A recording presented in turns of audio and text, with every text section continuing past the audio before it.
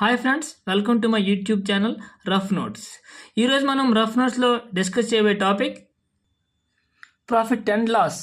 So profit and loss 2 parts చేశానండి. So part 1, part 2. So part 1లో basics and small simple question discuss చేద్దాం. Part 2లో moderate and difficult question discuss చేద్దాం.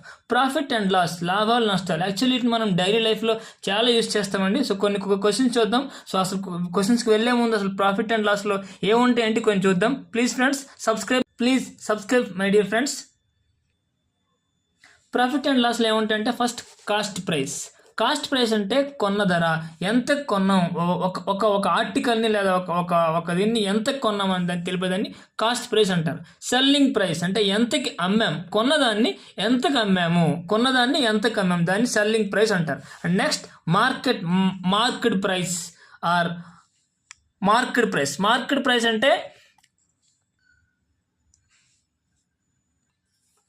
Market price అనేది cost price కంటే కొంత extra ఉంటుంది. అంటే మార్కెట్ ప్రైస్ అంటే కొంత కొని సో దానిపైన వాళ్ళకి నచ్చిన రేట్ని ప్రింట్ చేసుకుంటే దాన్ని మార్కెట్ ప్రైస్ అంటారు. ఈ మార్కెట్ ప్రైస్ ఎందుకు ప్రింట్ చేస్తారంటే మార్కెట్ ప్రైస్ నుంచి డిస్కౌంట్ ఇవ్వడానికి. సో మార్కెట్ ప్రైస్ నుంచి డిస్కౌంట్ ఎప్పుడు కాస్ట్ ప్రైస్ వరకే ఇస్తారు. సో ఎందుకంటే కొన్నదానికంటే కొంత ఎక్కువ పెట్టుకొని కొంత డిస్కౌంట్ ఇస్తే అప్పుడు దాన్ని ప్రాఫిట్ ఎర్నింగ్ బిజినెస్ అంటారు. So next profit. సో ఇప్పుడే మాట్లాడుకున్నాం ప్రాఫిట్ అంటే ఏంటంటే selling price minus cost price. అంటే సెల్లింగ్ ప్రైస్ అంటే ఎంతకి కొని ఎంతకు అమ్ముతున్నాం, సో ఆ డిఫరెన్స్ని ప్రాఫిట్ అంటే సెల్లింగ్ ప్రైస్ ఎక్కువ ఉండి కాస్ట్ ప్రైస్ తక్కువ ఉంటేనే ప్రాఫిట్ వస్తుంది, దాన్ని ప్రాఫిట్ అంటారు.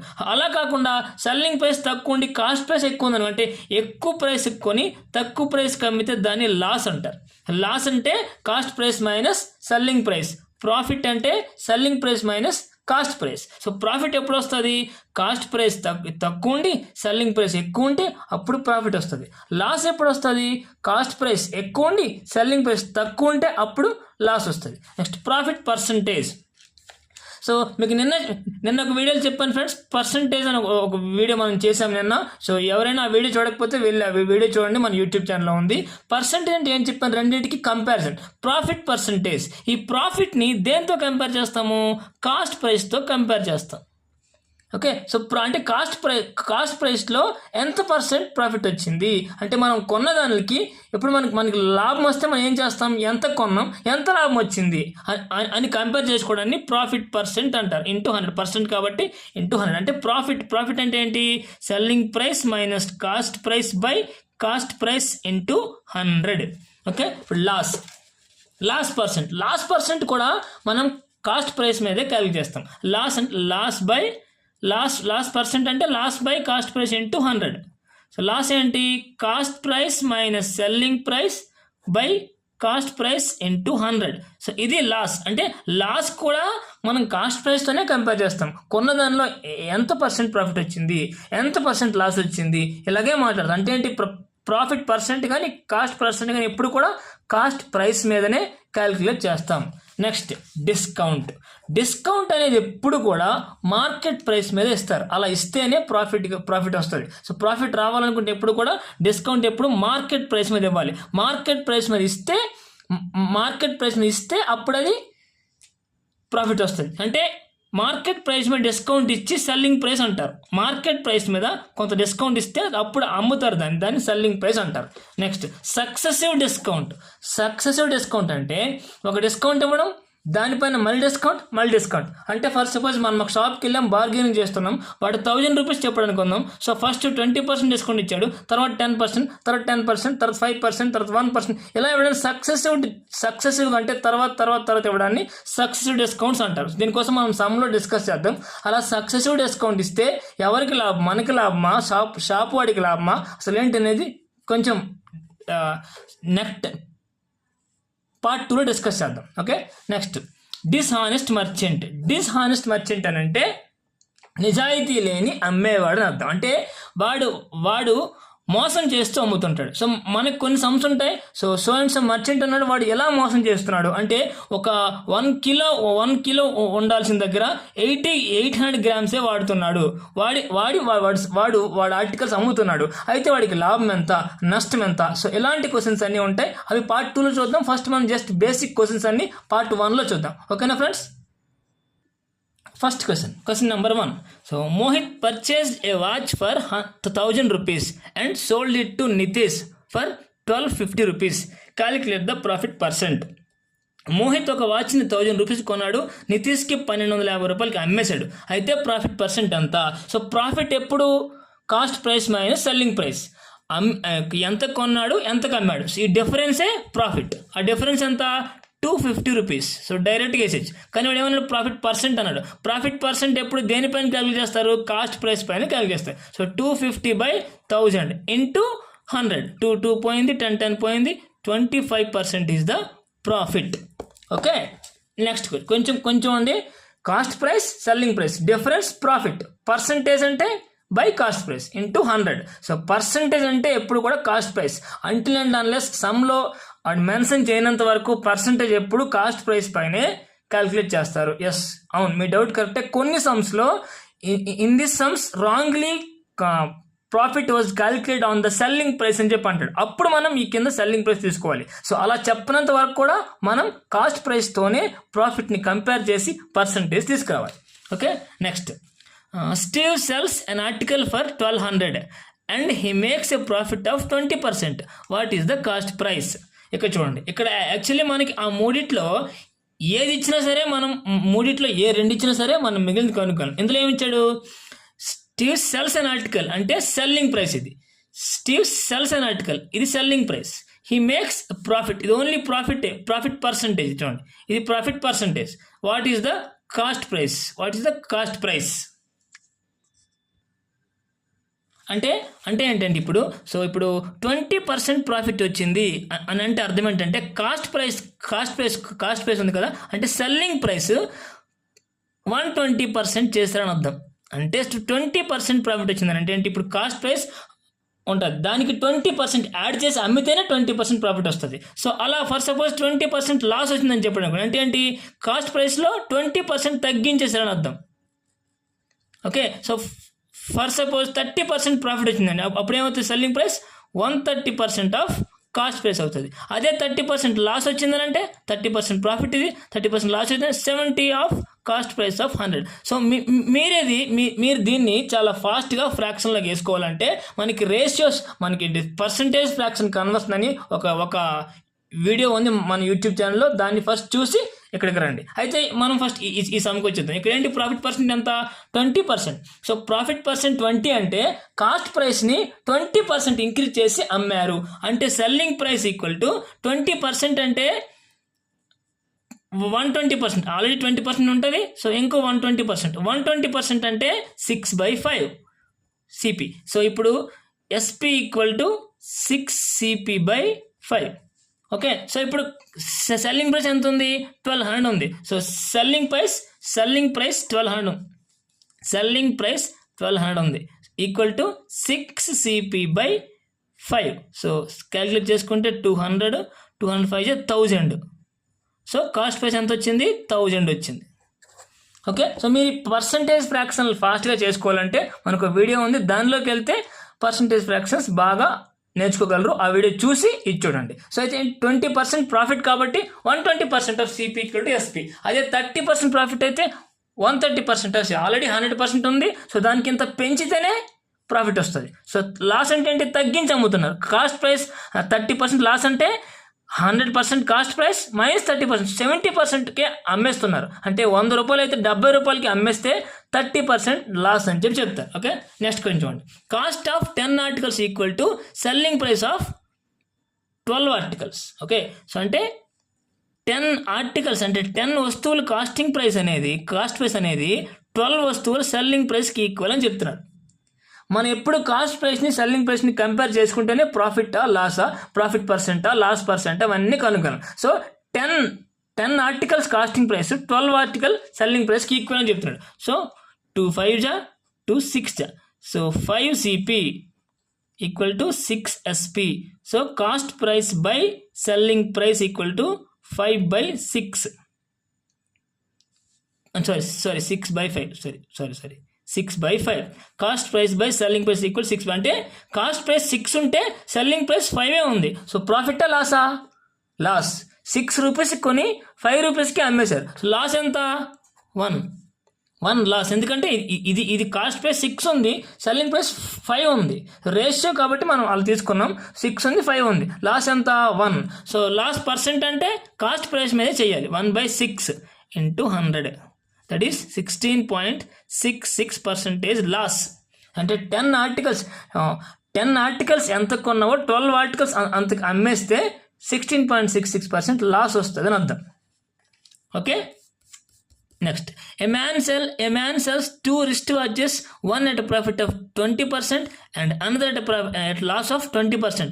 The selling price of each watch was 200. ఇప్పుడు చూసుకోండి, సెల్లింగ్ ప్రైస్ ఆఫ్ ప్రతి వాచ్ యొక్క సెల్లింగ్ ప్రైస్ సేమే, కానీ ఒక వాచ్ అమ్మితే 20% లాభం వచ్చింది, ఇంకో వాచ్ అమ్మితే 20% నష్టం వచ్చింది. సో ఫస్ట్ వాచ్ లాభం వచ్చిన వాచ్, ప్రాఫిట్ వచ్చిన వాచ్ చూసుకుందాం. ఇందులో ఏంటి? సెల్లింగ్ ప్రైస్ ఎంత? 200.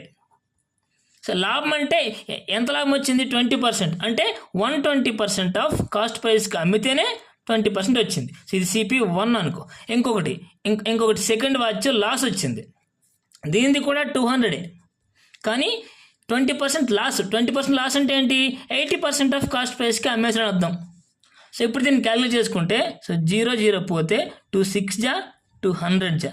ఓకే, సో ఇక్కడ కాస్ట్ ప్రైస్ 1 వచ్చి 1000/6. సో ఇక్కడ 200 8 8/8 2 4 జా 2000 జా. సో 250, ఇక్కడ 250 CP. సో ఇది 250, ఇది క్యాలిక్యులేట్ చేసుకుంటే వస్తుంది. సో ఇలా లాస్ ప్రాఫిట్ అర్థమైందా? So cost selling price equal to cost, ఎంత ప్రాఫిట్ వస్తే అంత ప్రాఫిట్, ఎంత లాస్ వస్తే అంత లాస్. సో ఈ క్యాలిక్యులేషన్ అనేది మనం మీరు చేసుకోండి. నేను ఫాస్ట్ చేస్తున్నా, బట్ ఒక్కొక్కసారి కొంచెం పాస్ చేస్తే కొంచెం ఈజీగా ఉంటుంది.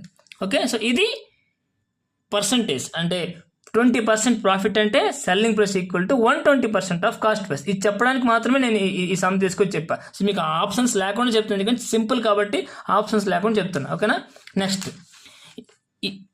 ఇప్పుడు వరకు మనం డిస్కస్ చేసుకునే ఎలాంటివన్నీ, ఎంత పర్సెంట్ ప్రాఫిట్ వచ్చింది, ఎంత పర్సెంట్ లాస్ వచ్చింది, పర్సెంట్ ఎంత, సెల్లింగ్ ప్రైస్, కాస్ట్ ప్రైస్, ఇవన్నీ simple questions. Next zonal questions ఏంటంటే, a reduction of 20% in the price of a sugar enables a purchaser to obtain 4 Ks more for Rs 160. The price per case before the reduction. అంటే ఒకసారి question చూడండి. A reduction of 20% of the price అంటే ఆ ప్రైస్లో sugar ప్రైస్లో 20% తగ్గడం వల్ల enables a purchaser obtain 4 Ks more for 160 rupees. 160 రూపీస్కే 160 రూపీస్ టోటల్ రూపీస్. ఒక షుగర్ పెర్ కేజీ ప్రైస్లో 20% తగ్గడం వల్ల అతను 4 kgs ఎక్స్ట్రా కొనుక్కున్నాడు. అయితే తగ్గక ముందు షుగర్ కాస్ట్ ఎంత అని అడుగుతున్నాడు. సో జనరల్లీ ఎలాంటి ప్రాబ్లమ్స్ ఎలా సాల్వ్ చేయాలండి? జనరల్లీ బయట కానీ మనకి ఎక్కడైనా చాలా యూట్యూబ్లో చాలా బయట ఎలా ఉంటుందంటే దీన్ని A అనుకో, దీన్ని B అనుకో, దీన్ని C అనుకో, A × B × C/C × అని చెప్పి ఏవో షార్ట్ కట్స్ చెప్తుంటారు. సో అవన్నీ గుర్తుపెట్టుకునే కంటే నేను సింపుల్గా చెప్తా, దాన్ని గుర్తుపెట్టుకోండి. సో ఎలా అంటే first price into consumption equal to expenditure. So ఇదేం గుర్తుపెట్టుకోవసలేదు. అంటే ప్రైస్ రేట్ ఇంటూ ఎన్ని కేజీలు కొన్నాం అదే కదా టోటల్ ఎక్స్పెండిచర్. ఓకే, కానీ ఇక్కడ కన్జంప్షన్లో ఎంత తగ్గింది? 20% తగ్గింది అంటున్నాడు. సో 20% ఫ్రాక్షన్ ఎంత? 1/5. అంటే ప్రైస్లో ఎంత తగ్గింది? 20% తగ్గింది. సో పర్సంటేజ్ ఫ్రాక్షన్ మీకు తెలిస్తే సమ్స్ చాలా ఫాస్ట్ చేయొచ్చు. 20% అంటే ఎంత? 1/5. సో అంటే ఫస్ట్ 5 ఉంది ప్రైస్, తర్వాత 20% అంటే 1 తగ్గింది, 4 అయిపోయింది, అంటే -1 అయింది. అర్థమైంది? ఇది ప్రైస్ 20% తగ్గింది అంటారు కాబట్టి. సో నెక్స్ట్ ప్రైస్ తగ్గితే ఏమవుతుంది? కన్జంప్షన్ పెరుగుతుంది, సో రివర్స్ అవుతుంది. 4 ఉంటే 5 అవుతుంది. ఇక్కడ ఎంత పెరిగింది? 1 పెరిగింది. ఎక్స్పెండిచర్ సేమే, 160 రూపీస్. ఎక్స్పెండిచర్ మాత్రం సేమే, ఎక్స్పెండిచర్ మాత్రం మారలేదు కాబట్టి ప్రైస్ తగ్గనే ఇది పెరిగింది ప్రైస్ తగ్గగానే. సో 20% తగ్గిందంటే మనం 20% ఎలా మార్చుకుంటే ఎలా అవుతుంది. అయితే మనకేం తెలుసు ఎంత ఎక్కువ వచ్చింది, 4 కిలో ఎక్కువ వచ్చింది. మనకి ఎక్కడ ఎంత ఎక్కువ వచ్చింది, 1 వచ్చింది. అంటే 1 part equal to 4 kg. 1 part equal to 4 kg. So అంటే ఇది 4 అవుతుంది, ఇది 5%, ఇది 16 kg అవుతుంది, ఇది 20 kg అవుతుంది. మనకు ఓన్లీ కేజీ ఇచ్చాడు కాబట్టి కేజీ నెంబర్ ఇచ్చాడు. ఇవన్నీ ఇది పర్సెంట్ ఇచ్చాడు. ఇది పక్కన పెట్టి ఎలాగో ఫిక్స్ చేంజ్ అవ్వాలి. ఇది చేంజ్ అవుతుంది, పర్సెంట్ ఇచ్చాడు. సో ఇది కూడా చేంజ్ అవుతుంది, ఇది నెంబర్ ఇచ్చాడు. సో నెంబర్ ఇచ్చాడు కాబట్టి పర్సంటేజ్ నుంచి నెంబర్ తీసుకొచ్చా. ఫస్ట్ ప్రైస్ తగ్గితే ఇది పెరుగుతుంది, 4 నుంచి 5 అవుతుంది. ఎంత పెరిగింది, 1 పెరిగింది. ఆ 1 ఎన్ని కేజీలు, 4 kg. అంటే 1 పార్ట్ 4. సో అంటే ఇక్కడ 16 kg, ఇక్కడ 20 kg. అంటే ప్రైస్ ముందు 16 kg కొన్నాడు, ప్రైస్ తగ్గితే 20 kg కొంటున్నాడు. అయితే ముందు కాస్ట్ ఎంత, టోటల్ కాస్ట్ 160, ఫస్ట్ 16 kg కొన్నాడు. సో ముందు కాస్ట్ 10. సో టోటల్ కేజీ 20, ఇప్పుడు 160 కాస్ట్, ఇప్పుడు 8 kg. సో మనకి సమ్స్లో ఎలా అడగచ్చు, price before reduction, after reduction. Before reduction 10 per case, after reduction 8 per case. అంటే ఇది ఎలా ఇచ్చినా సరే చేయగలగాలి. ఇలాంటి సమ్ ఇంకొకటి చూద్దాం. చూడండి, ఏం కన్ఫ్యూజ్ అవ్వద్దు. ఇంకొకటి చూద్దాం, ఒకటి కాదు 2 చూద్దాం. ఓకేనా. First, A reduction of 20% in the price of sugar enables A house wife to purchase 6 kg more for 240. What is the original price per case? అంటే ఏంటంటే 20% ప్రైస్ తగ్గడం వల్ల ఒక హౌస్ వైఫ్ 6 kg ఎక్కువ కొనుక్కుంది 240 రూపీస్కి. సో సేమ్ అక్కడలాగే price into consumption equal to expenditure. Okay, price into consumption equal to expenditure. So ఇక్కడ ప్రైస్ ఎంత పర్సెంట్ తగ్గింది, 20% తగ్గింది. సో 20% అంటే ఫ్రాక్షన్ ఎంత, 1/5. అంటే 1/5. ఫస్ట్ ఇది తగ్గింది. సో ఫస్ట్ ఇది వేసుకుంటాం, తగ్గితే ఎంత అయింది, ఇది -1. సో ప్రైస్ తగ్గితే కన్జంప్షన్ పెరుగుతుంది. సో ఇదే రేషియోలో రివర్స్ చేసుకోవాలి. ఎంత అయింది, +1. కన్జంప్షన్ ఎంత పెరిగింది, 6 kg. అంటే 1 పార్ట్ ఈక్వల్ టు 6 kg. ఇప్పుడు మనకి అప్పుడు 4 పార్ట్స్ ఎంత, ఇది 24 kg, ఇదంతా 30 kg. కానీ రేట్ మాత్రం ఫిక్స్, ఎక్స్పెండ్ ఎంత, 240. సో 24 kg కొన్నప్పుడు రేట్ 240 ఉన్నప్పుడు 1 kg రేట్ ఎంత, 10 రూపీస్. సో 30 kg కొన్నారు, బట్ రేట్ 240 ఉంది. అప్పుడు 1 kg రూపీ ఎంత, 8 రూపీస్. అంటే ముందు 10 రూపీస్, తర్వాత 8 రూపీస్ తగ్గింది. ఓకేనా, ప్రైస్ తగ్గింది. నెక్స్ట్ ఇంకొక చూద్దాం.